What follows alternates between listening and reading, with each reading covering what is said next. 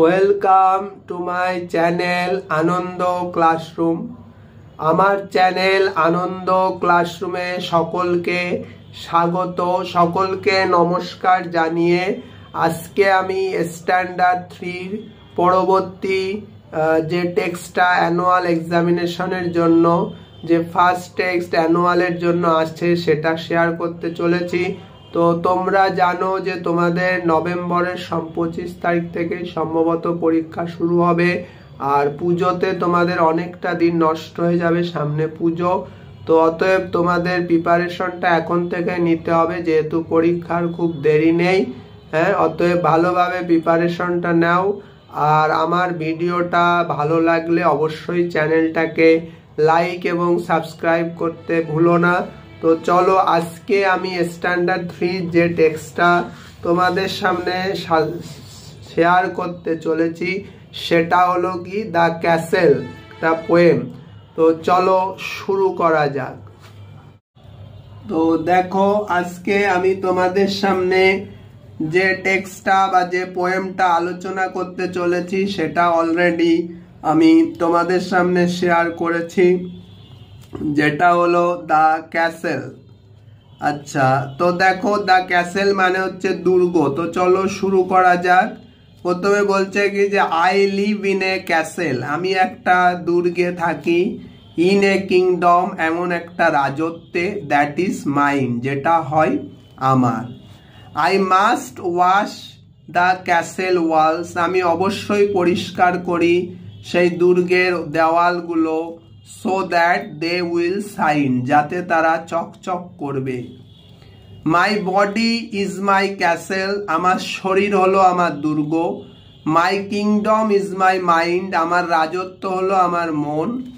আর পরের লাইনে যেটা বলছে I must keep my thinking, আমি অবশ্যই আমার চিন্তা ভাবনাগুলোকে ধরে রাখবো। I must keep my thinking, আমি অবশ্যই আমার চিন্তা ভাবনাগুলো ক্লিয়ার অ্যান্ড কাইন্ড, পরিষ্কার এবং দয়ালু রাখবো। অর্থাৎ সেই আমার চিন্তা ভাবনাগুলো সবসময় মধ্যে সবসময় একটা উদারতা থাকবে, সবসময় একটা পরিষ্কার বা ক্লিয়ার থাকবে, স্বচ্ছ হবে, একটা আমার মনোভাবটা উদার হবে। তো এই হচ্ছে এই কবিতার মানে। তো এবার দেখো, আর একবার আমি কবিতাটা রিডিং পড়িয়ে দিচ্ছি। প্রথমে কি বলছে, I live in a castle in a kingdom that is mine. I must wash the castle walls so that they will shine. My body is my castle, my kingdom is my mind. I must keep my thinking clear and kind. তো এই হচ্ছে তোমাদের কবিতাটা। তো এবার চলো আমরা এই কবিতার এক্সারসাইজ গুলো দেখে নিই। তো চলো শুরু করা যাক। তো দেখো, প্রথমে যেটা বলছে এক্সারসাইজে কম্প্রিহেনশন, 1 নাম্বার বলছে choose the appropriate words and complete the sentence, অর্থাৎ উপযুক্ত শব্দ নির্বাচন করো এবং বাক্য সম্পূর্ণ করো। দেখো, 1 বলছে the poet compare the human body with a castle, অর্থাৎ কবি তুলনা করেছে এই হিউম্যান বডিকে, মানুষের শরীরকে, উইথ আ ক্যাসেল, দুর্গের সাথে। মাউন্ট, হার্ট অর ক্যাসেল, কবি মানুষের শরীরকে কিসের সাথে তুলনা করেছে? দুর্গের সাথে। তারপরে দেখো, বিদাগ বলছে the poet compared our mind with a country, district or kingdom, বলছে কবি আমাদের মনটাকে তুলনা করেছেন দেশ, জেলা না রাজ্যের সঙ্গে, রাজত্বের সঙ্গে। অ্যান্সার কি হবে? The poet compared our mind with a kingdom, কবি আমাদের মনকে তুলনা করেছে রাজত্বের সঙ্গে।